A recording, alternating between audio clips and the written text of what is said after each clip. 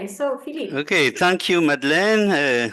So good morning or good afternoon to everyone, and welcome to this GEM&L Spring webinar. I would like to thank the two keynote speakers, Mike Szymanski and Carlo Brighi. Mike is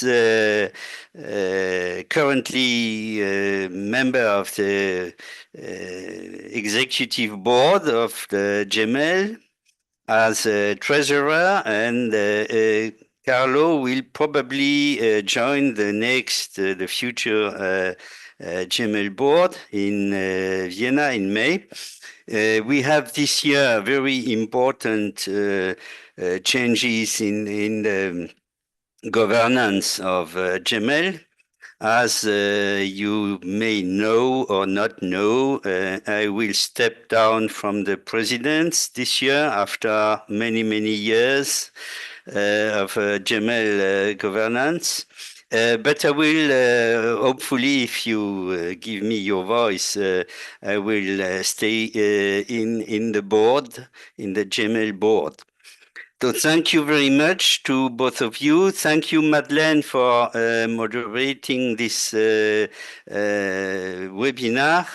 Madeleine is also member of the GEM&L board, but she will leave probably for some time, and we hope you come back to the board later on. So thank you very much. Thanks to Amy Church. Amy is already here. Thanks to Amy too, who has prepared made the communication for this webinar. Thanks to all, and I give you the floor, Madeleine. Thank you. Thank you very much, Philippe.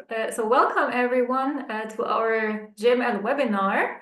Today we have the pleasure to have Mike Szymanski and Carlo Brighi with us, and they will present their research on the role of ethnic accents in virtual teams. I think that's a topic everyone can say something about, because we're like most of us speak English as a foreign language. So I guess it will be very interesting. I'm gonna present the two speakers first. So Dr. Mike Szymanski is an associate professor of business administration at the Gies College of Business at the University of Illinois at Urbana-Champaign in the US. He holds a PhD in international management and organizations from Gustafson School of Business at the University of Victoria in Canada. His research is predominantly on the confluence of international business, global leadership, and human resource management. And well, he says that his ultimate goal is to understand how organizations can take full advantage of multiculturals, so people that combine several cultures in their identities, languages as well. Carlo Brighi is a postdoctoral associate at the Ivy Business School at Western University and a research associate at the York University. Together with Mike, he earned his PhD from Gustafson School of Business at the University of Victoria in Canada, and this is where you got to know each other, right? So Carlo's research is on international organizational behavior and ethics in general, and his research projects focus mainly on how individuals and organizations address social issues such as inequality and discrimination, as well as how these issues shape organizational practices and group dynamics. So welcome, Mike and Carlo. We're very happy to have you today with us. And I give the word over to you. So we're looking forward to your presentation. It will be about 1 hour, and I invite all the people joining here to use the chat to ask questions. We will later have a 30-minute session, question and answer, where we will then get into a discussion on the presentation. All right. Thank you very much. Good morning and good evening from Canada, or bonjour et bonsoir nos collègues francophones. Mike and I go back a bit of history. That's true, Madeleine. That's a great introduction, actually, and Philippe as well. Both of us met at the Gustafson School of Business at UVic, and we are very happy to mention that. I'm also very happy that there are so many people attending. But I have a preference because I noticed that a member of our dissertation committee and my supervisor as well of my dissertation at UVic is here with us as well, Dr. Wade Dennis. I'm very happy to see him. And aside from that, yes, everything started at UVic. Then Mike and I went to different paths, but thanks also to GEM&L, we continue to collaborate, and everybody that is interested in doing research that is somehow language related really benefits from being a part of GEM&L. Plus, it's just so happened that the conference, the next GEM&L conference, is coming up soon in May in Vienna, which is a city where I studied. Actually, I got my degree, my undergraduate degree at the Vienna. So maybe I get to see you there. Both Mike and I are planning on coming there.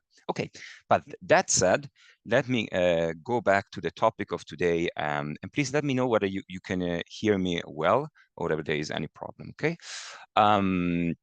So yeah, the topic of today is, of course, ethnic accents or non-native accents. Actually, we are focusing more on non-native accents. So what I will do is, and here you can see the agenda of today, I will talk a bit about defining what are accents for the purpose of our research, have a brief overview of what has been done so far in research on accent, and then talk about the context of global virtual teams. And the reason why is because we are particularly interested in accent in the context of global virtual teams.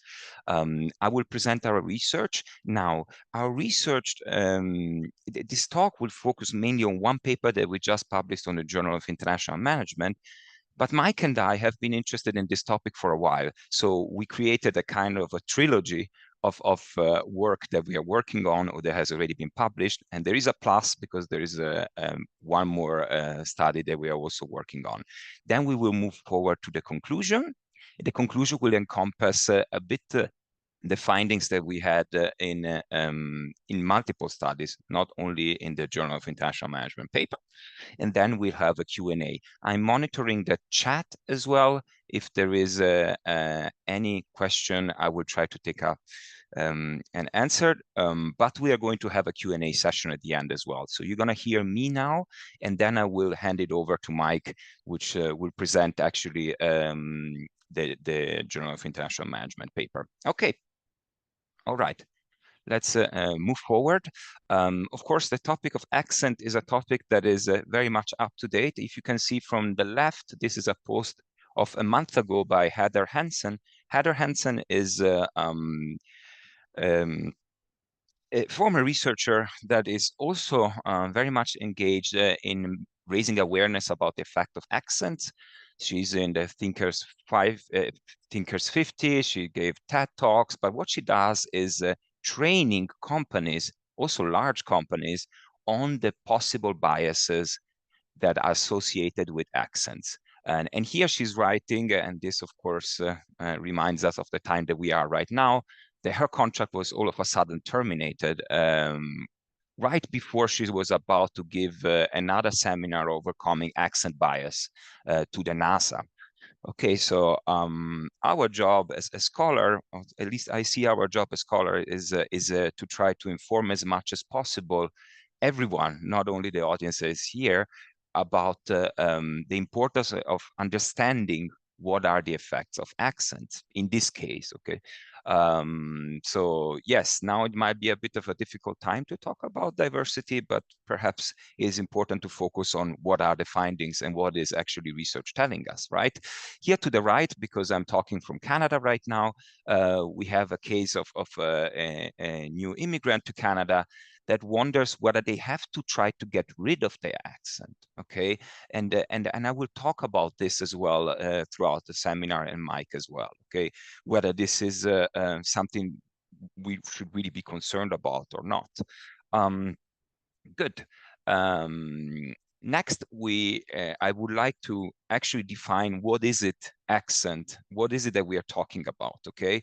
We're talking specifically about ethnic accent, and ethnic accent is an important marker of ethnic identity, along with several other dimensions of ethnic identity, okay? Here it is very important to distinguish actually what is an accent and what is a dialect. We focus on accent and we focus on ethnic accent, but of course, many times we have seen in the literature as well that the two terms tend to be a misconception between the dialect and the accent. We are looking at the accent. That means we're looking only at the phonological aspect, on the pronunciation, okay, of certain words, as opposed to a dialect that has also different types of grammars, syntax, and vocabulary. So we focus mainly on ethnic accent. And when I say ethnic accent, I mean an accent that can be associated with a particular ethnicity, okay? So sometimes we have this labeled as well as a foreign accent in the case if it is an ethnicity that is not corresponding to the native language of the place we are now. Sometimes we refer to it as well as a non-native accent. We usually study, and I mean Mike and I we usually study non-native accents, okay? Good. It's important, however, to be clear with the definitions of what we are talking about today. So ethnic accent, you will hear me very often saying also non-native accent, because that has been the particular type of accent we focused on in our research projects that we're discussing today. There is a common misconception that accent is somehow related to proficiency, but the two constructs are two very separate constructs. So while proficiency is measuring the ability of someone to express themselves, to understand the information, to process information, to transmit the information, accent is not strictly related to proficiency. That is to say, we might have an individual that is highly proficient in the target language, for example, in English, but they still have a strong accent, okay? So we took this into consideration in our study as well, and you will see how we did that, how we try to differentiate the effect of proficiency from the effect of having an accent, okay? In that case, a non-native accent. Good. Why are accents so important, at least according to previous studies and also to our beliefs? Well, I told you that the accent is a marker of ethnic identity, okay? It is actually one of the first cues to the identity that might be, ethnicity might be associated with particular individual, with a speaker, okay? The previous studies have shown, and now I'm talking more about the research that is outside the realm of management, okay? This research is coming from studies in social linguistics and applied linguistics, for example. What they have shown there is that people tend to recognize accents very quickly, is one of the first things they recognize, okay? It doesn't matter if the listener is highly proficient or has a limit proficiency in the target language, they still are able to discern that there is an accent. Now, there is a construct that measure actually how we perceive, how strong is the accent of a person. And that's a construct that is called accentedness. And accentedness measure is exactly that. And this, of course, comes from studies on linguistics, where they attempted to somehow measure the perceived strength of the accentedness and to relate it to some other outcome, okay? Now, accent, as I told you, is a cue for social categorization, and as such, is used also to somehow associate certain pre-existing stereotypes to a particular individual that we are talking to, okay? As such, accent is as well a cause for discrimination, for prejudice. Through the lens of stigma theory, it has been shown that accents tend to influence, possessing an accent might influence how a speaker is evaluated in terms of their abilities. Okay, and this happens very fast. Okay, so it is something that we cannot really ignore. And this is also how Mike and I got interested in the topic, because we in reading the literature, in our own experience as well as accented non-native speakers, we saw as well how quickly a judgment can take place once you hear the accent of someone. There is a even more interesting research that shows how impactful can be an accent. And let me show you that, because we found that quite insightful. There is a phenomenon called accent hallucination. So here is an intersection between visual cues and auditive cues. So for example, this is the results of a series of experiments where it has been shown, for example, that people sometimes tend to hear an accent even when the accent is not there. So how did they do that? They took, for example, in individuals that had some visual cues that would hint towards this person coming from Southeast Asia. And even if this person actually was a native speaker of English and they never lived actually outside of the US, and they didn't really have the accent, the people somehow thought that they heard an accent. Okay, so that's a phenomenon of accent hallucination, and that's how strong actually it can be, the accent that we hear or the accent that we expect to hear. Okay, this calls also to intersectionality, so different cues as to the ethnicity of the speaker, okay, and somehow contradicting cues as well. But the most interesting thing there is that this hallucination somehow went as far as to influence as well whether the people thought they understand the speaker or not. And remember, this speaker was a native speaker of English, actually, okay? But because of the visual cues and the fact that they had an aspect as belonging to another ethnicity, they struggle to understand the speaker. Having a look at the chat every now and then. Oh, Dimitri. So is it only the accent or the accent plus imperfect proficiency that causes this a negative attitude? Oh, that's a great, okay, Dimitri, I don't know you, but this is a great introduction to the study that Mike will talk about. So I don't want to take it away from Mike. Thank you for the question. Good. I'm actually soon gonna hand it over to Mike for answering actually your question as well. Okay, how did we study? Everything I talked so far is coming from literature or linguistics, but how do we study accents in business research? Well, mainly we had one area of research that considered accent as a topic, and that was marketing, okay? Here, for example, we have studies where we use an individual that has an accent, a certain type of accent in a campaign, in an advertising, and we look at what is the outcome of the advertising, as opposed to an individual that has another type of accent.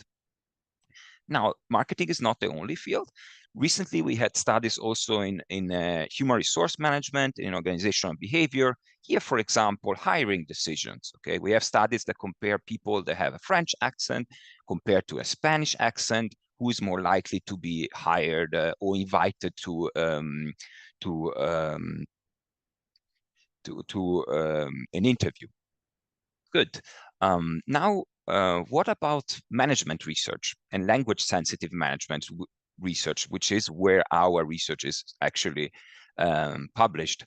Well, here we have a very, very limited attention to ethnic accent. So language-sensitive management research traditionally has been focused mainly on proficiency as the aspect of language.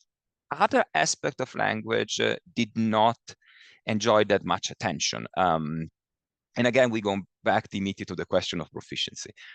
So this focus of proficiency basically equated language to how good are you, how fluent you are in a particular language, okay?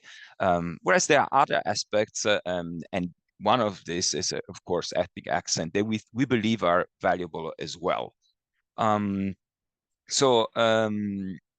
We engage on this quest to show that, yes, proficiency is important, but perhaps having an ethnic accent could also play a role in changing certain type of outcomes. What type of outcomes? Well, we chose a particular context that we thought was very relevant. Here I'm shifting from the topic, which is ethnic accent, to the context of the studies that we are going to talk about in the next half an hour or so. And that context is global virtual teams. Why did we decide to do our studies in global virtual teams? Well, first of all, there's a very practical explanation. There is an increasing popularity of global virtual teams, of course, accelerated by the COVID-19 pandemic. So these teams are ever present, right? And we experienced it as well as instructor, like during the pandemic, pretty much online teaching, having teamwork online, and we still have it as author, okay? So there is a practical relevance. These teams are increasingly popular, but that's not enough for us. So what is a typical feature of a global virtual teams and differentiated from a virtual teams, a classic virtual teams? Well, it is global. So mostly, typically, these teams feature linguistically and culturally diverse team members, okay? They allow organizations to cross borders, to cross different time zones, and even to cross organizational borders, okay? So we have members from different organizations collaborating on a project and working together virtually.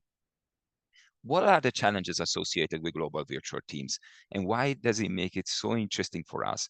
Well, first of all, it has a very short lifespan, typically global virtual teams. Maybe they work together on a project, but when the project is over, everybody goes to different teams.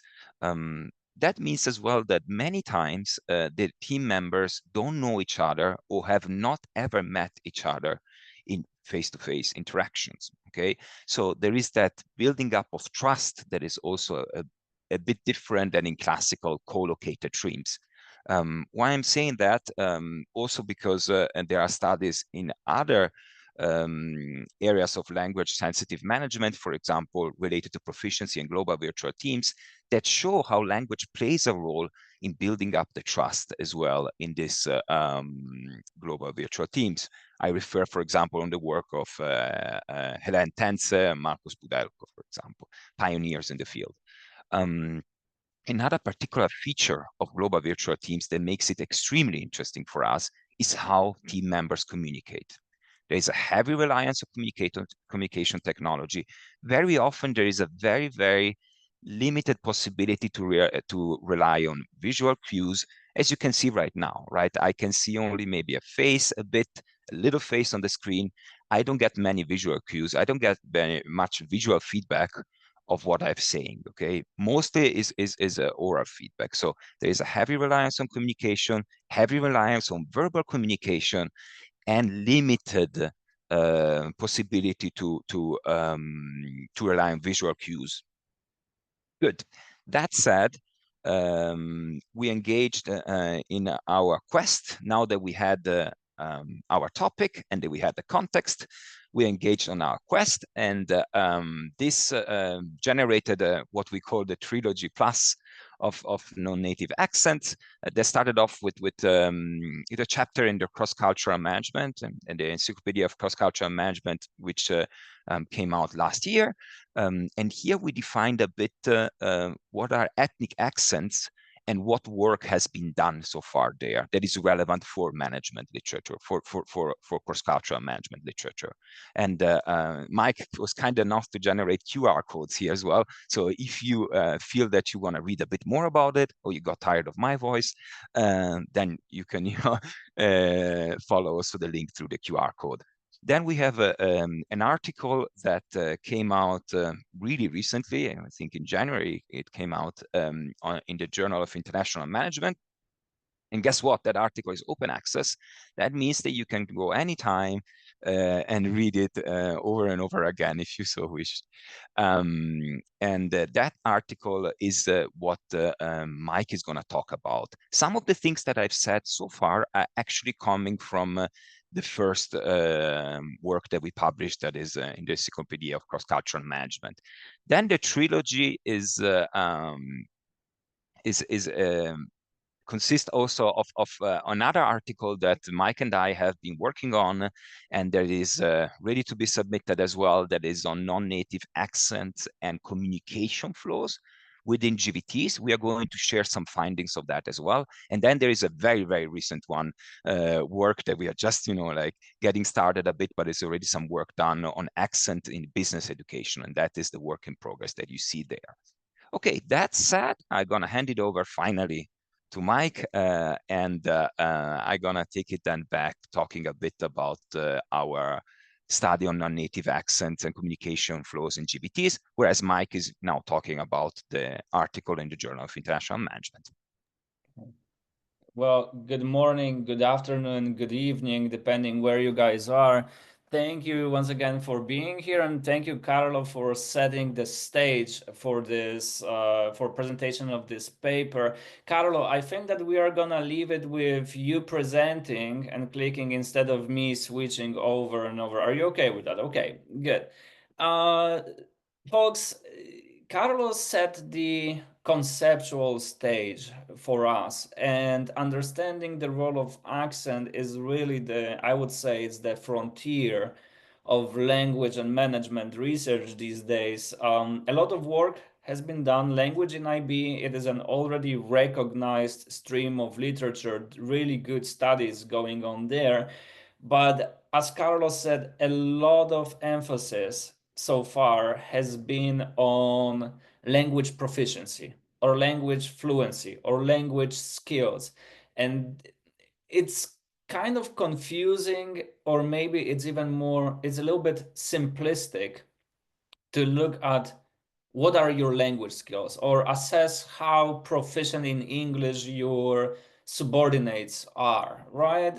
Because everyone will have a very different perception of what it means to speak language at a certain level. Of course, you've got the European Commission levels of language proficiency, A1, A2, B1, B2, C1, C2. But the everyday perceptions, they may really differ depending on the person. So recently, we've been seeing more and more interest in the role of accents and ethnic accents in international business, in marketing, in OB, different areas of business and management literature. But I like to say that the study that we are going to present to you, this study is really a phenomenon driven. It's not that we have been ignoring the literature. No, absolutely not. We know what's going on there. But there were some things that were happening with us, because as Carlo mentioned, we are both non-native speakers. We do speak with an accent. And, a lot of research, and I'm sure that you guys share that with us, that a lot of research that we do, it's driven by things that we find interesting. This is what we find is interesting and important. This is something that is affecting us, or we want to better understand it. So I'm going to tell you an interesting paradox in a moment. Carlo, can we go next? So here is a story of how this paper really emerged. It started as a communication workshop, and in a moment I'm going to tell you more about the methodology that we applied, and we call it a quasi experiment study, because it wasn't designed as an experiment. It really started as a communication workshop that I had the privilege to do in my previous institution where I worked. So because for years I have been teaching cross-cultural communication and negotiation, I was invited to deliver a workshop for international group of MBA students and executive MBA students, a workshop that would focus on communicating across cultural barriers. So what I did, I decided to show the students. I had the students with me for 1 week. So one day I decided to ask them to do an experiment. I asked them to read a case study and write a message and record a voice message, because I wanted to show my students that the perception of the same messages, it really differs depending on the media channel that you pick. So they read the case study, recorded messages, they wrote down some emails, and they were assessing how they felt about each other's message. And the next day, when we had the results, we started analyzing the results in class, and the effect that I was hoping to see, and what theory would tell me that I should see, that voice messages would be seen as much more pleasant, as much more positive, much more emotional than emails. I didn't get that effect. So my students and I, we kept analyzing the data. We were looking at potential cross-cultural issues. Maybe there were some issues with communication and communication styles. You know, maybe the Americans were much more direct and the French were much more reserved or whatever. No. So I finished the workshop, and then I started playing with the data to see, with my research assistant, trying to see what was really going on there. And we noticed that there were some differences in perceptions based on accents. And it's kind of related to the previous work that Carlo and I, we've been doing, because we have other papers that are also accent driven. So I figured, listen, I have this opportunity because I'm going to do this workshop next semester too. Let's do a full-scale experiment there. But it all really started with a story. So Carlo, if you could just jump forward. Back in my PhD days, and wait, I'm happy to see you here with us. This is not a story about you, so don't feel that this is about, it's about a different professor. So as you guys notice, I am not a native speaker. When I started my PhD journey in Canada, English wasn't even my second language, it was my third language. So when I was teaching for the very first time, I was very stressed. I was very stressed because I thought that, okay, I know my content. I know that what I'm going to deliver is going to be good, but I speak with an accent and I want my students to understand what I'm telling them. And I also know that teaching evaluations are important. So I want to do a good job. So I'm really, really stressed. I started teaching, and apparently the semester went pretty well. At the end of the semester, there are teaching evaluations, and I get the following teaching evaluations. They are great, but I always read the comments. So the comments say, Carlo, show the comments. I'm just showing the comments to you guys. This was the only class where I knew that the professor understands what I say. Okay, pretty cool. But then the next comment says, Mike is the only professor that I understood. He speaks in such a clear way. Okay, good. Apparently I was spending enough time preparing the materials. I was very conscious of how I explain things, so that's good. But what was really puzzling is I was talking after the semester was over. Some professors and I, we were talking, and one of the professors, who's a Canadian, and he was at UVic for more than 20 years, he shared his comments. And his comments said, I'm sorry, but I didn't understand the professor. Or Professor X speaking too fast and has a terrible accent. Right? How come a foreigner with a thick accent is getting all the praise about the way they are teaching, and a professor who's a local and a native is getting all of these comments about their accent? So maybe it's not about me, and maybe it's not about Professor X. Maybe this is about the match that you have between the professor and the students. And those of you, I mean, I see a lot of familiar faces, a lot of professors here. You guys realize that business education is becoming very international these days. We have students coming from all over the world. So it's very likely that the people who commented on the Professor X accent and people who commented on my accent, they were not native speakers either. They might have been international students who were struggling to understand the local accent. So this got us thinking, okay, maybe this is really about the match between the sender and the receiver. So we decided to continue this way of thinking and decided to do this this experiment. But what were some of the things that got us thinking a little bit more? We have always been, how shall I put it? Not puzzled, but a little bit surprised with this assumption that fluency equals proficiency. How quickly you talk doesn't have anything to do with how good your command of the language is.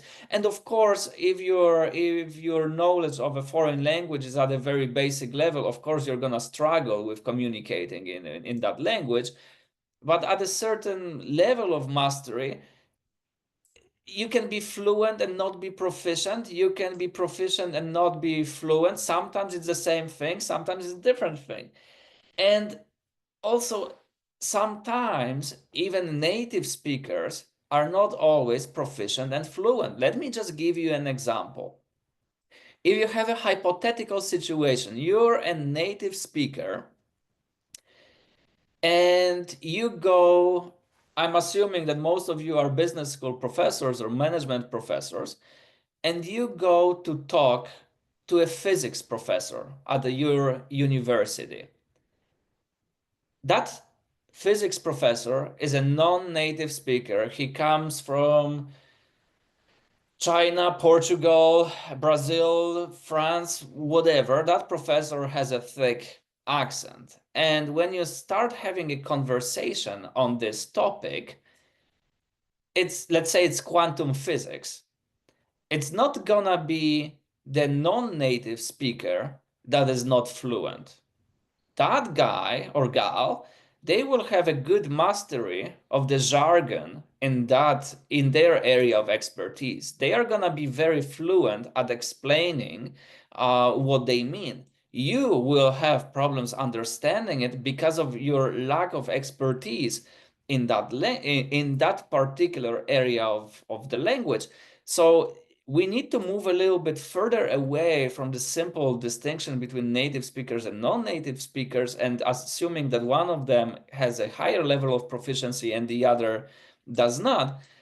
But even if we say that accents will still be a source of ethnic identity or a cue of ethnic identity. And the third example that Carlo and I would like to share is that sometimes people are proficient in a language, but they still don't say some words, or they may mispronounce the words because it's just difficult for them to do so. An example that I like to share is that the two words that you see on the screen here, the first one, I know what it means. When someone says it, I know what they mean, but I still have no idea how to pronounce it because is it in lieu, whatever that is, I know what it means, that it means instead of or in place of something, but I'm not gonna use it in a conversation just because it's so difficult for me to pronounce. The same story with I know what it means to rely on someone. I know what reliability is, but am I going to say that? No, because every time when I say reliability, it is a mouthful for me. It's too difficult.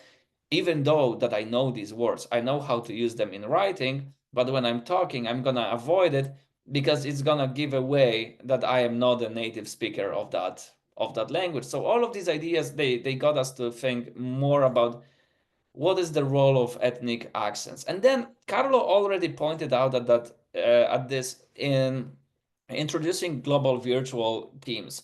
And those of you who have taught cross-cultural communication or communication in general, I'm sure you showed a slide that looks almost exactly like this, that different communication channels, they offer very different ways of transmitting data and emotions and context.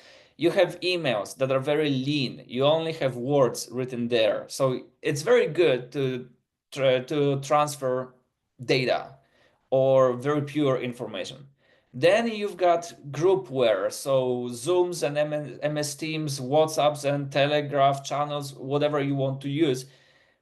It's going to be much faster, so it will require different skills in producing messages and different levels of proficiency in producing messages, but you can get feedback much faster.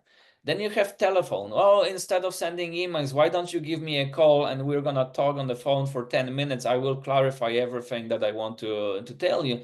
And on the phone, you can hear the other person's voice. You can understand if they are angry or they are happy. Yes, cross-cultural differences, of course. But you can actually hear the other person. Then you have video conference. What we are doing right now is I can see a lot of faces here, so I am getting some feedback. I know what you guys are doing. And then you've got the ultimate or the best way of communicating with another human being, which is face-to-face. You have the asynchronous and the synchronous ways of communicating. But folks, what happens if you have a non-native speaker using all of these communication channels? Which one is the easiest? Which one is the most challenging? Emails are easy. You have time to reflect on what you wanted to say. You can use Google Translate. You can use AI to form your message in a more clearer way. So this is all good. Text messages, the same story. You can copy paste the message from your friend or from your coworker. You can put it in Google Translate and it will spill out the meaning or the translation immediately. So you can use that even if you're not super proficient. But what happens then is, what happens if you have synchronous? What happens if you have a synchronous communication? Then face-to-face is actually pretty easy and it's pretty convenient because you also are getting all of the cues from the other person because you see their reactions immediately. You hear their voice. It's more easy to communicate. Video conferences, still you see the person, but the technology, it kind of makes it more difficult. And then there is the most dreaded way of communicating for all non-native speakers or people who are learning a foreign language, which is a telephone conversation. When you don't see the other person's reaction, you don't see their face, you cannot use body language to communicate. You are only focusing on the words you say, and your accent really plays a big role. So Carlo, can we go to the next slide?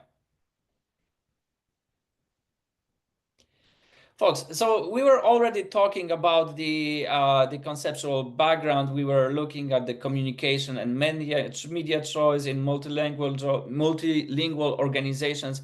I see that Helen is here, so she's very familiar with the literature. You can ask her all the questions there.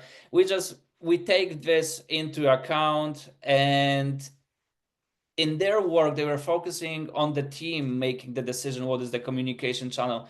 In our work, we wanted to look at the dyadic relationships between people using this communication channel. So we wanted to understand how do accent-based status differences influence communication across different media.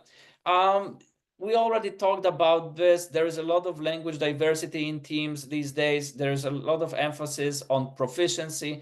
We wanted to look a little bit deeper than that. We wanted to look at the accent statuses, and especially we are interested in non-native speakers, how they experience being on such teams. Carlo, let's move on. And of course, the GVT setting. Folks, this study has a very simple design. We are looking at differences in communication perception in 4 scenarios. The baseline scenario for us is a native speaker talking to a native speaker. That should be the baseline, right? It's very easy. There should be no biases about the accent or your level of proficiency in the language. So that's the baseline. Carlo, let's move forward. Then we have 2 cases then we have two cases when communication is a little bit more difficult because you have a native speaker who's the sender of the message talking to a non-native speaker. You see that there's an accent status mismatch in this case, because the one is more, or may appear to be more fluent, or speaks with a local dialect, whatever it is, there is a mismatch here. And then you have an even more difficult situation when you have a sender who is a non-native speaker, and how is his message or her message, how is it considered by a native speaker? Clearly, they will hear an ethnic accent here. So how will they see that message? How they will perceive the message? But we also have very commonly, we have a situation right now when you have non-native speakers talking to other non-native speakers. And we believe that in this case, people will have a more positive view of the other person because they both realize that they are non-native speakers. They struggle with the same challenges. So we formulated 4 hypotheses, and the hypotheses, you can read them in the paper. They are all really the same. What they are measuring, we are measuring different things, but the 4 hypotheses, they are the same. We are saying, or we are hypothesizing, that when there is an accent status match, so we have a native speaker talking to a native speaker, and we have a non-native speaker talking to another non-native speaker, we have an accent status match, that will lead to a more positive reception or perception of the message. So in hypothesis 1, we talk about the positive reception. In hypothesis 2, we talk about how developmental that message was. Then we talk about how much support or emotional support they received and how polite that message was. Let's talk very briefly about the design of our paper. What we did, design of our study, we said it's a quasi-experiment because we invited students to come in person in the first time. Then it was COVID, so it was a fully online exercise. We asked we invited 117 individuals. Most of them, they were MBA and executive MBA students. They were coming from elite MBA programs. And you may be like, okay, 23 nationalities, so some of them are native speakers, some of them are non-native speakers. How good their English is. So Dima, this is going back to your original comment. Is it about proficiency or is it accent only?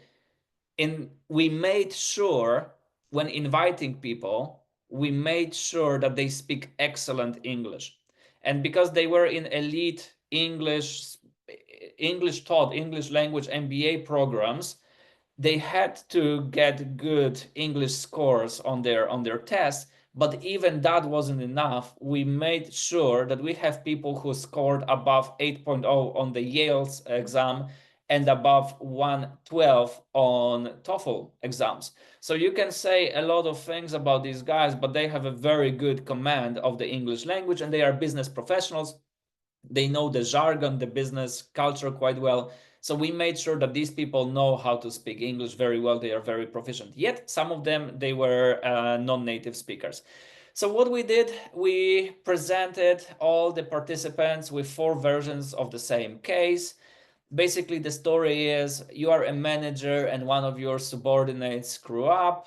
You need to give them feedback very quickly. They need to fix a PowerPoint presentation, but you cannot reach them on the phone.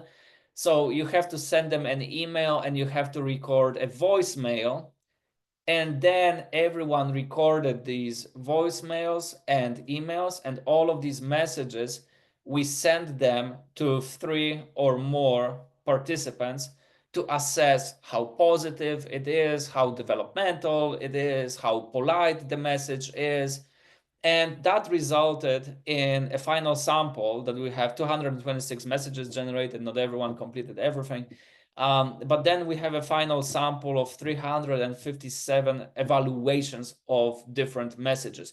So here we have voice mails and we have emails. Emails in the email, you cannot see, or you cannot perceive if someone is a native speaker or someone is a non-native speaker, but in a voicemail, you can hear it, right? So we have a pretty nice baseline of emails, and then voicemail, seeing how they are perceived by non-native speakers and native speakers.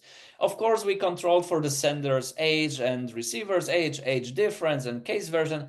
The reviewers, this is not in the paper, but the reviewers, they asked us to talk about gender differences. There were no gender differences in communication perception.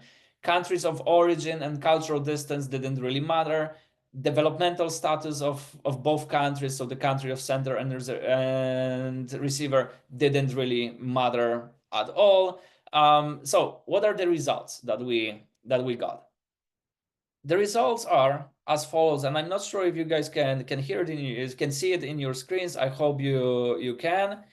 But we see, you see the orange line here shows the situation when you have a language or accent status match. So both the sender and receiver are native speakers, or both the sender and receiver, they are non-native speakers. So you can see that there's not a statistically significant difference in the perceptions in emails, but there is a big difference. There is an interaction effect here in voice messages. So really, they are able to pick up the accent, and they see it as much more positive they receive it much more positively when this is a voice message. And then we can skip to the next slide. Now we are looking at how developmental their feedback was. And when a non-native speaker hears another non-native speakers giving the message, they see it as much more developmental. They see it as a much better message. And native speakers talking to another native speaker. So apparently the emotions, they are translated in a much better way. The next, same story, you see that in any of the hypotheses, we got very similar results. When there is an accent status match or language status match, you will get a much more positive perception of your message. So what are the implications of this study? First of all, language media choice. This is much more complicated than the team finding what is best for them. We are talking about different dyadic relationships between people. We are talking about a different communication channel being better for native speakers communicating with each other and non-native speakers communicating with each other. Let's go on. We are contributing to the language proficiency debate. So it seems that even if all speakers are highly proficient, and this was the case of our sample, everyone was highly proficient in language, you still get some biases, positive and negative, depending on your accent. So this is something more than just being proficient or being fluent. This is also about the ethnic accent that you have, and it's difficult to get rid of. Okay. And language, accent is not proficiency. Apparently, social identity theory, it's still relevant. This social cue really shows in how we perceive others communicating with us. Implications for practice. We have this slide that we already presented. Is we are giving you a very simple algorithm to discuss or to choose the communication channel depending of whether you are a non-native speaker or a native speaker, and who is your recipient. What is your intention? Based on our study, we are giving you a selection. So if you are a native speaker and your recipient is a non-native speaker, what is your intention? You want to be more positive. So Carlo, what is the choice that we have? Okay, so if you're a native speaker and your recipient is a non-native speaker and your intention is to be positive, it should be an email, because it shows that this is a much more better way for you to convey the meaning that you really want. But if you are a native speaker and your recipient is a native speaker and you want to be seen, or you want your message to be received are more positive, then a phone call it is.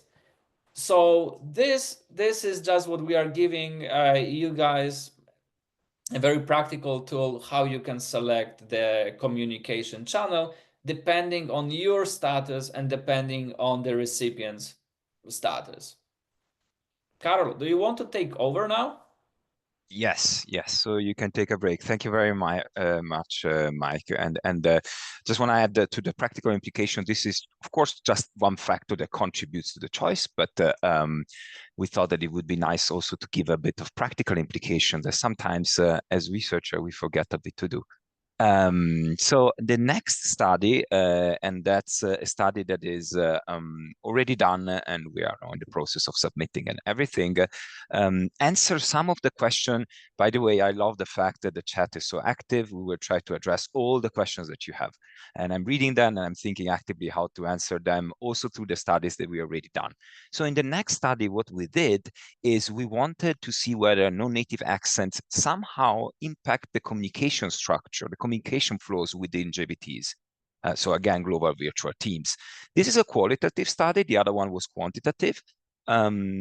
Here we actually interviewed 43 highly proficient. And again, how did we know that is highly proficient? We used the standardized test, right, to measure proficiency. So the IELTS test and the TOEFL test, and all of the participants had to have high score across all the dimensions of the test, right? And this test tests a bit of everything, right? Speaking, they test reading comprehension, writing. Because of this, we made sure that we could control for proficiency, so that we could somehow, at least in a best way that we thought it was possible, isolate the effect of non-native accents.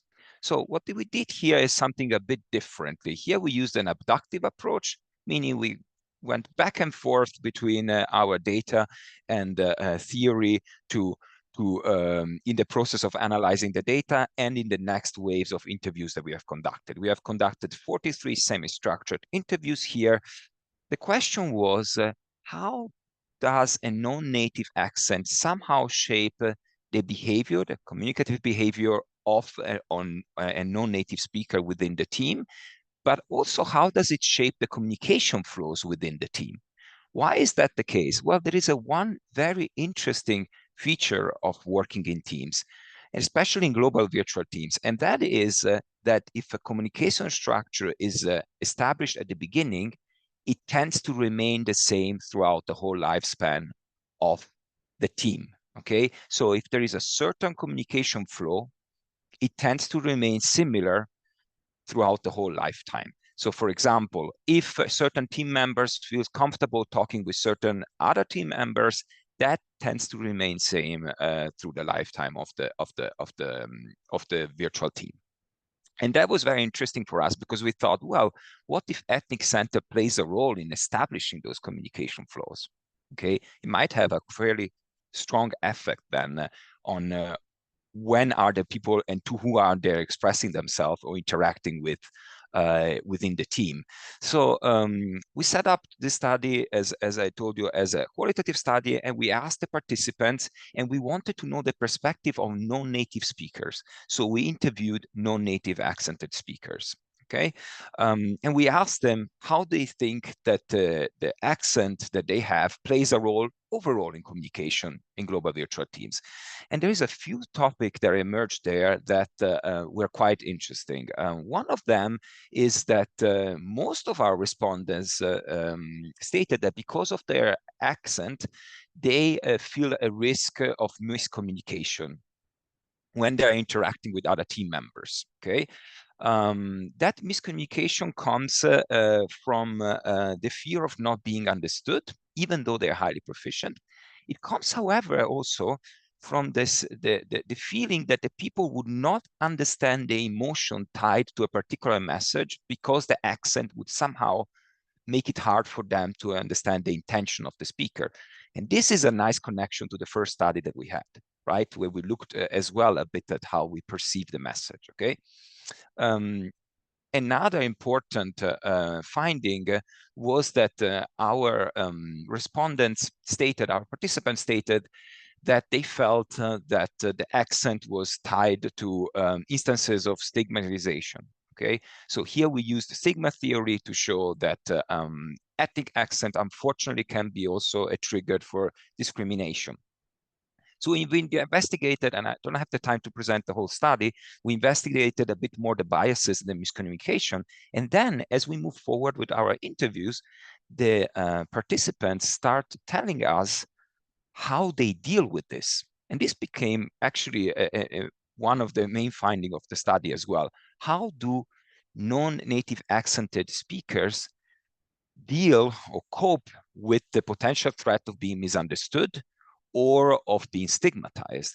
And here we created actually a framework to outline 3 different coping mechanisms that non-native speakers tend to rely on when they feel that there is a certain threat on miscommunication, on biases. One important finding that we found when talking to the participant was as well the role of meta stereotypes. What is a meta stereotype? Well, everybody of us knows what is a stereotype. A meta stereotype is a stereotype of a stereotype. What does that mean? So I give you a very practical example. A meta stereotype would be what I think, for example, that you might think about me because of the accent that I have. What is the stereotype that you might hold about me when I'm speaking and you're hearing my ethnic accent? So I stereotype the stereotype that you might have, okay, about myself. Okay, so it's not necessarily what you are thinking about me, but it's what I think that you're thinking about me as a member that is not in your group, for example, as someone that is maybe not a native speaker, and you're not all native speaker, but to the native speakers in the conversation. Okay, and I try to see the chat is so much going on that I really, really would like to, good, yes. We saw that the participants very often mentioned this meta stereotype. So they told us, for example, that they are not sure whether the people understand them or not, but to not run the risk, or to not run the risk to be stigmatized, because we had this with participants that thought that their accent is not very desirable. They thought, well, I feel that my accent is not really desirable. I'm not really sure whether it is or not, but that's what I feel that the people will feel will think in my team. So I try to, for example, simplify the way I speak. Okay, use languages, use words that are not complicated to pronounce. Okay, in another instances, we had managers of global virtual teams sharing with us that they rely on junior members that possibly have a not as strong accent as theirs to say things that they would like to say in the team. Okay, so this alters the communication structure within the global virtual team. So imagine, for example, that there is a manager or a team leader that, because of their accent, they don't speak directly with the other team members when they are on a conference call, because they are afraid of what the people might think about them, or that they would not understand it. But they rely on another colleague that they perceive has an accent that is more desirable. Okay, this is very interesting for us because it really, really seems to alter the communication flow. Good, I have to speed up a bit here. So I don't want to talk too much about the study, but I hope that you will soon be able to read the study as we are in the process of submitting, and we'll see whether an outlet will love it as much as we do. So I go back to Mike that will tell you about the study that is really, really fresh that we are conducting right now.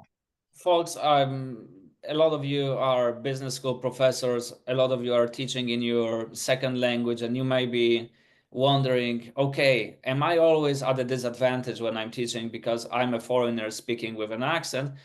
A lot of people are asking exactly the same question, and those of you who are familiar with the PhD job market spreadsheet, it is an online resource for PhD students in management who are applying for management jobs. There's a lot of discussion going on there. So we did a qualitative exploratory study on this spreadsheet. We took the data from the last 10 years, and we were looking for accent-related threads and comments, and we have a lot of findings, but one of the findings is that a lot of people, they are afraid of students giving them worse teaching evaluations because they speak with an accent.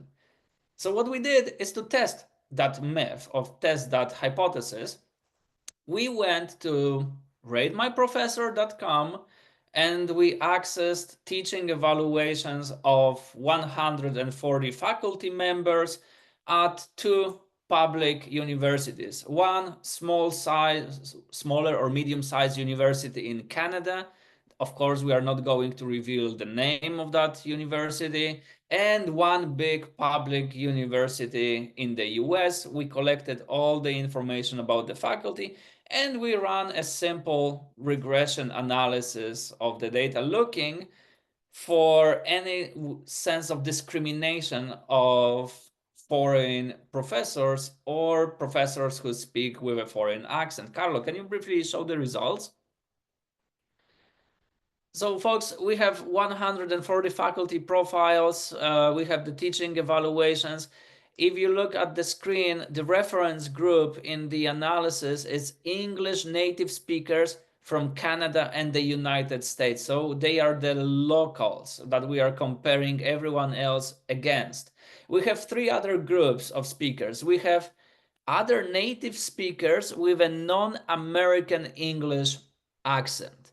We have English as a second language speakers who are coming from the European language family.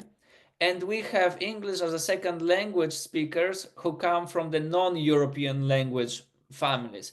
And you see the results here that there are statistically significant negative effects for non-American English speakers. And we have a negative effect for ESL European language speakers. That's very counterintuitive, but it also makes sense considering the demographics of the student population.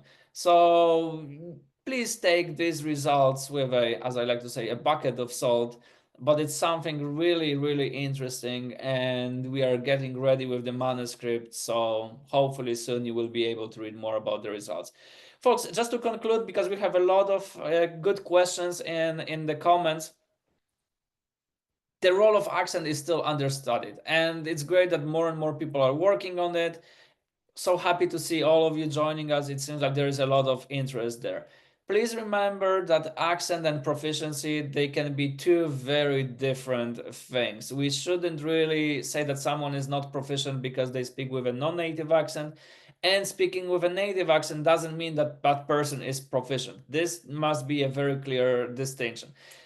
Communicating in global virtual teams is much more difficult than communicating in person, and that's why all of this the cues, audible cues, they matter a lot. That's why accent really matters. And we are we are happy to share all of our materials and design with you guys, because one of the comments that we got from the reviewers is that, okay, this is only specific to English language. Why don't you do this study in French, or why don't you do this study in Portuguese? I'm sorry, I don't speak French, I don't speak Portuguese. It would be difficult for me to do it. But if you guys want to do it, please help yourself. We're gonna upload everything. You can take it and replicate the findings using your students. And now I think it's time for questions. Madeleine, how do you want to handle that? Do you want to read the question, or should we? Go ahead. Well, first of all, thank you very much for this very interesting talk. I really felt identified, and I also do have some questions related to the ones in the chat.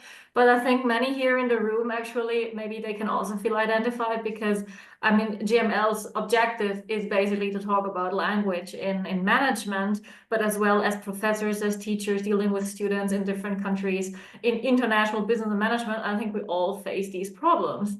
So, so thank you very much for presenting such an important and relevant topic. I would actually read out the questions in the chat. It has been very lively conversation here.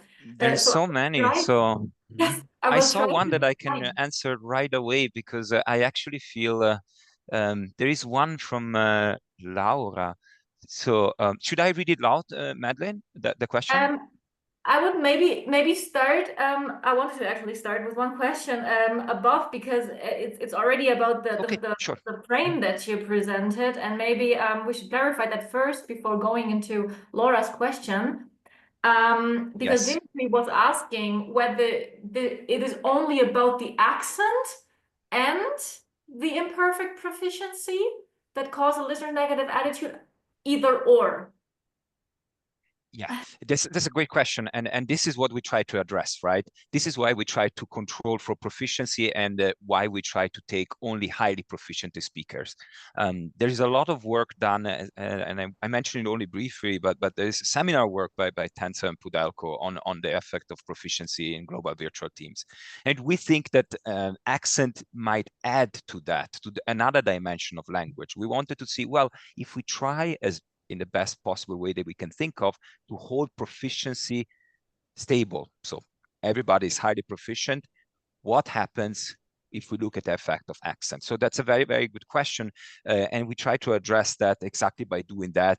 That's why we relied on a quasi-experimental design, because otherwise we couldn't really control for that. And related to that, there was a question about I saw a question about the written communication and the audio message. So everybody wrote the same type of message, right? Everybody wrote the same type of message. So you couldn't really tell whether the person was native speaker or non-native speaker. And this actually is something that I find also interesting. Is we cannot not talk about AI, right? AI is ever present. So nowadays, I can write a message in a beautiful English, okay? An English that, you know, a level that maybe I will never reach in my life, because I have an automated tool that corrects it or that suggests how I should phrase a particular sentence, okay? That is not much the case for oral communication in virtual teams.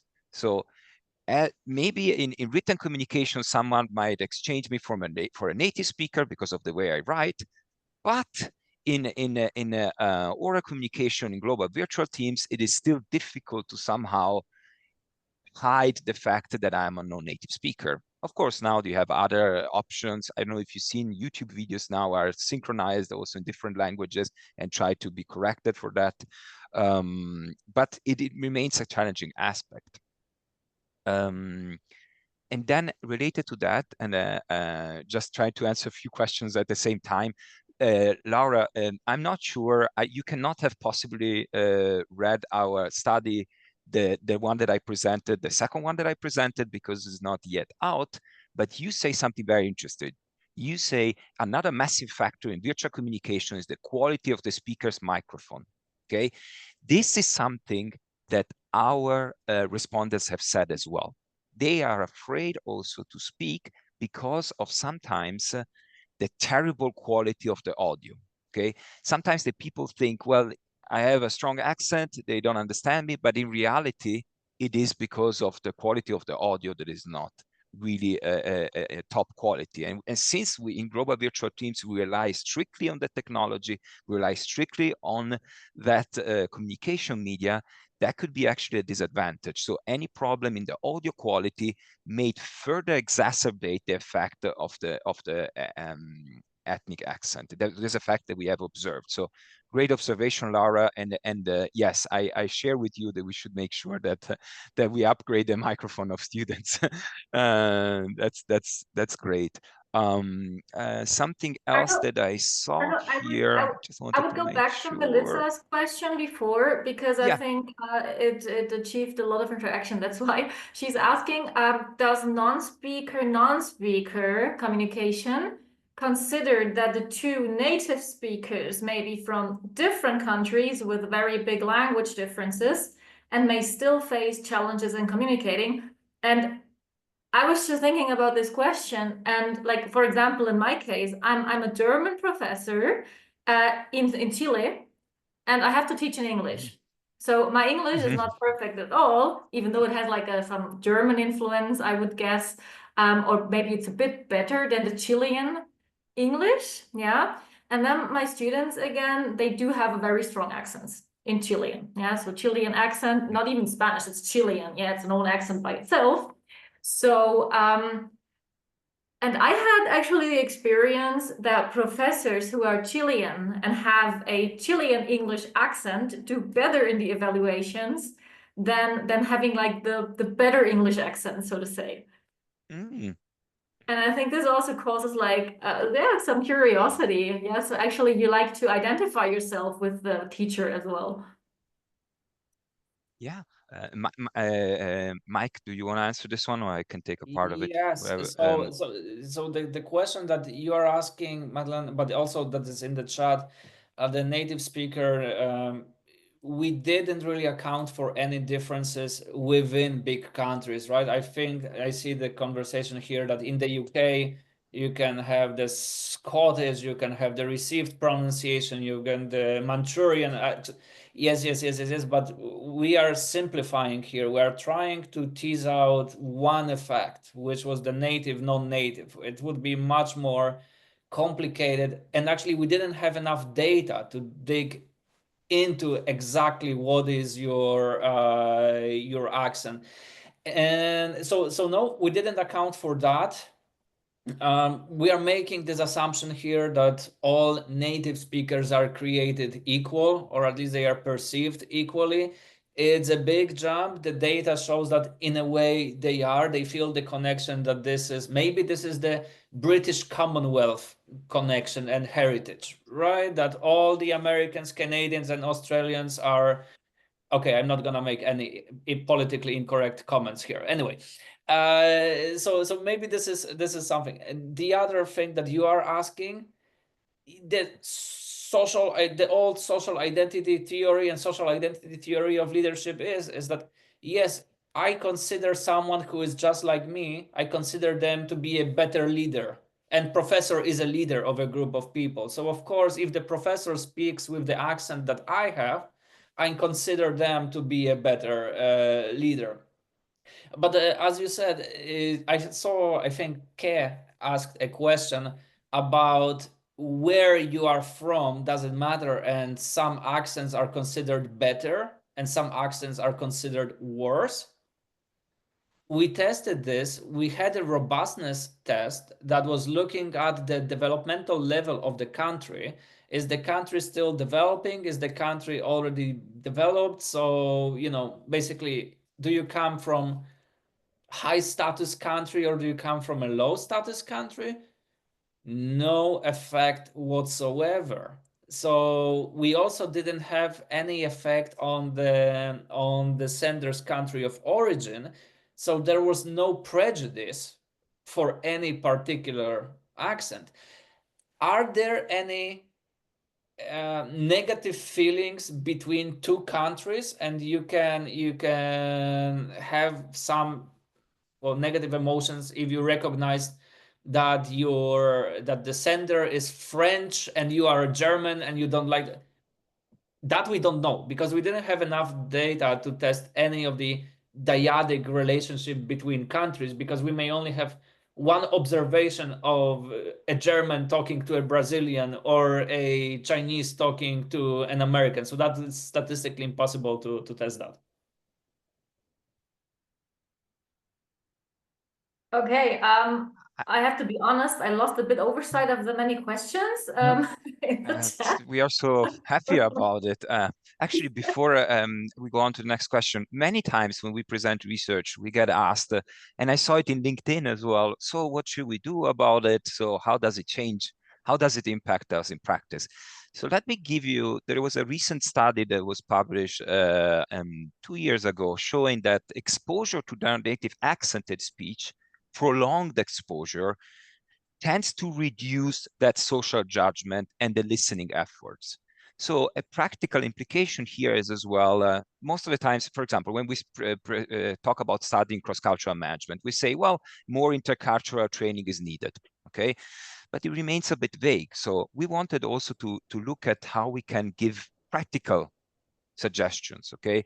So that is, for example, if you're about to engage in a long project with colleagues from India, for example, trying to be already early on exposed to that accent, okay, by yourself, okay, training, for example, with videos of people that are speaking with an Indian accent, for example, might help already decrease that social judgment and decrease also the listening efforts. Okay, this is a very, very easy measure, but oftentimes overlooked. Okay, and then there is here Vera, and I see it's a great questions. I think we should extend another hour this, but I don't want I don't want to do it for everyone. Okay, so any other question? What is the definition of a second language? Okay, so here we take it as a foreign language, okay? All our participants see English as a foreign language, not as a second. A second language could be still a native language. I give you an example. I am Italian Austrian. So for me, the first language, the second language is Italian and German, okay? Both languages are native languages to me. So we are talking about a second foreign language. So we're talking about a foreign language. We're talking about a language that a person has learned at some point, but it's not a native language, if that is the question. In all our studies, we treat it in that way. Okay. Oh, thank you very much, Dimitri, for pointing out the limitation of the papers coming from the paper. So that's Carlo, great. there's an By the way, the interesting paper, question by Betty. There's like an interesting question by Betty. She asks, as the business community becomes more international, can we expect accents to matter less and less? That's a great question.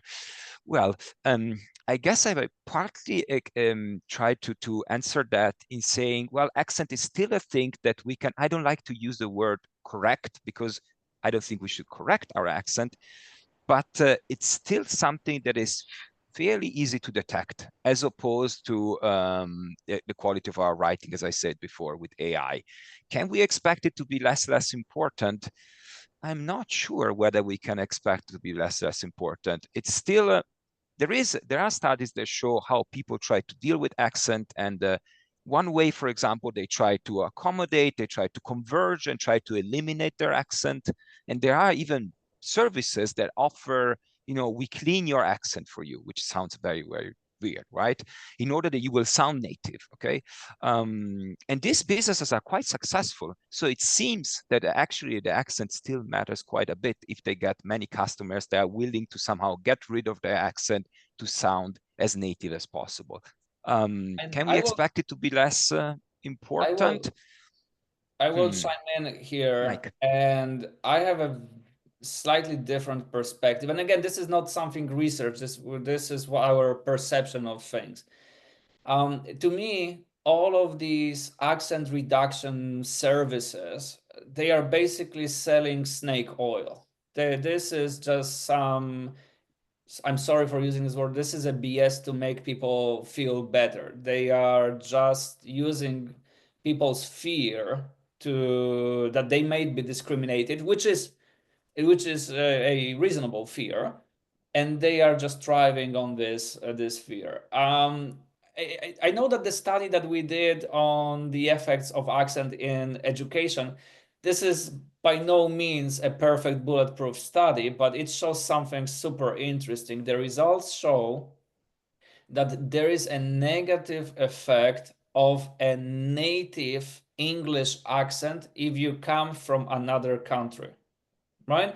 So then in North America, people with British accent, people with Scottish accent, people with Australian accent, Nigerian, Jamaican, all of them, they faced negative effects. So it's not really about whether you are a native speaker or a non-native speaker. It's much more about whether you are local or you are not local. And we can also, this is not from data, this is our way of thinking about it, is that sometimes native speakers, they forget that they have to adapt their ways of communication to the audience that they are facing.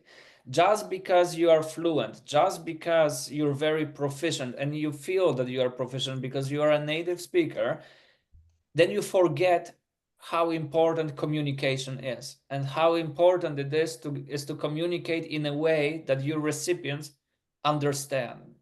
So this is just moving away from, oh, I'm a native speaker, I have an advantage in this setting. Like I will always be on top because my language is so good. Yeah, not so fast, because a lot of people are paying less and less attention to whether you are a native or a non-native, but they are paying more attention to how you are communicating. So that's my 2 cents on in this debate. I wanted to add, Steph asked in the chat to share the details about the paper about exposure to non-native accent. I assume that is the paper that is showing that social judgment is decreasing with prolonged exposure to a certain accent. That paper came out in 2023 in Scientific Reports, and I put there the authors' names and the year as well in the chat in case you want to have a look at that paper. Quite interesting one as well. So there is quite a bit of research going on that is helpful also to understand our research and our finding as well. Let me see something else. There's so many, and I'm mindful of the time. I know we have to wrap up soon, Madeleine. Anything else? Yes, individual. There is also the idea of communication competence. In addition to accent, certain individuals will simply communicate better than others. Yes, totally. And we tried to a bit to isolate that as well. In that, the people that recorded the message, they recorded exactly the same message, right? So they recorded exactly the same message. So yes, the competence was difficult to assess through just the message, whereas the accent was fairly easy to detect. But it's very important, Danielle, that as well. It's certainly something that outside, without controlling for that, would have been definitely play a role. What else? Do you have anything else? Thank you very much for all the comments. It's so motivating for us to see all this interest, you know. Yeah, I think and thanks you to GEM&L as well, of course. Nevertheless, I think we have to stop at this point. There's 1 minute left, and people are already leaving. So I think we wrap up at this point. And I would like to thank you very much for this very interesting talk again, and also for this lively discussion. I guess all those who have further questions, please feel free to contact Mike and Carlo. You see their email addresses. And I haven't checked the QR code, but I guess it's your institutional profile or your LinkedIn profile. LinkedIn, okay. Yeah, it's a LinkedIn profile. Yeah.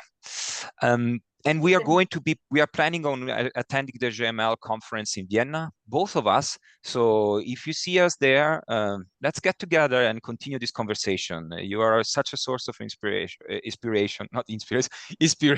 for us. Thank you, Mike and Carlo, for this wonderful presentation and a very interactive discussion with the audience. Thank you very much. Wonderful. Thank you, guys. And see you in Vienna. See you in Vienna. Yeah, see you. In Vienna. Thanks, Madeleine. I'm just gonna post. I wanted to post the link for the conference actually in the chat. So yeah, sure. Yeah. The registration open for the conference, and it's in beautiful Vienna at WU Vienna, which is a great institution as well. So yeah, there's the chat. So okay, all right. Okay, so thank you everyone for joining. We will make available a recording of the session, probably at our website. And wish you all the best. Thanks to the speakers, and have a nice day, evening, night, afternoon. Thank you. Thank you, everyone. Thanks, bye Betty. Thank you, everyone. Take care. Thanks very much. Thank you. Bye. Yeah. Bye.